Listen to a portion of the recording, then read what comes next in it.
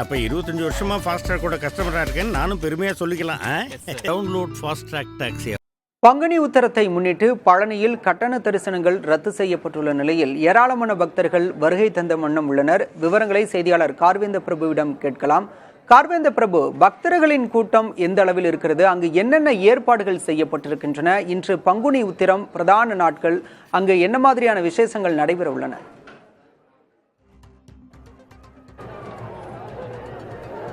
பாலா, முருகனின் 6 படை வீடுகளில் 3ஆம் படை வீடாக கருதப்படுவது பழனி தண்டாயுதபாணி சுவாமி திருக்கோவில்.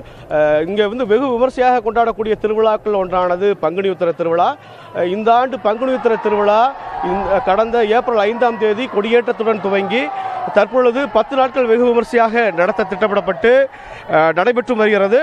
முக்கிய நிகழ்வான திருக்கல்யாண உற்சவம், வள்ளி தெய்வ ஆணை முத்துக்குமாரசாமி திருக்கல்யாண உற்சவம் நேற்று துவங்கி நடைபெற்றது. அதேபோல வெள்ளி ரதத்தில் சாமி எழுந்தருள் செய்தனர்.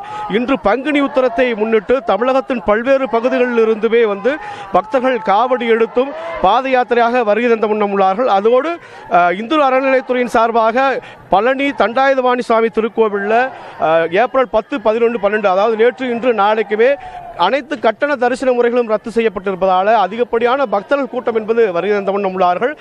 தற்போது பக்தர்கள் வருகையால் கிட்டத்தட்ட 4 to 5 மணி நேரம் வரிசையில் காத்திருந்து சாமி தரிசனம் செய்து வரக்கூடிய சூழ்நிலை என்பது இருக்குது.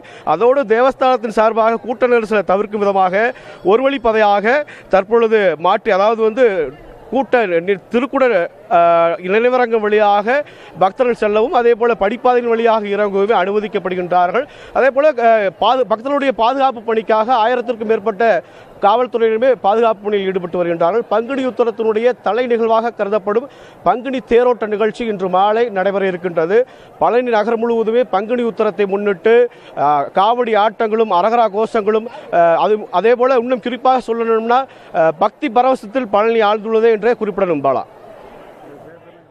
பங்குனி உத்தரத்தையொட்டி அறுபடை வீடுகளில் 3ஆம் படை வீடான பழனியில் பக்தர்களின் கூட்டம் அலைமோதி காணப்படுகின்றது. அங்கு செய்யப்பட்டுள்ள ஏற்பாடுகள், இன்றைய விசேஷம் நாட்கள் குறித்து விவரித்தீர்கள். விவரங்களுக்கு நன்றி கார்வேந்தன் பிரபு. அப்போ 25 வருஷமா ஃபாஸ்ட்ராக் கூட கஸ்டமராக இருக்கேன்னு நானும் பெருமையாக சொல்லிக்கலாம். Download Fastrack taxi.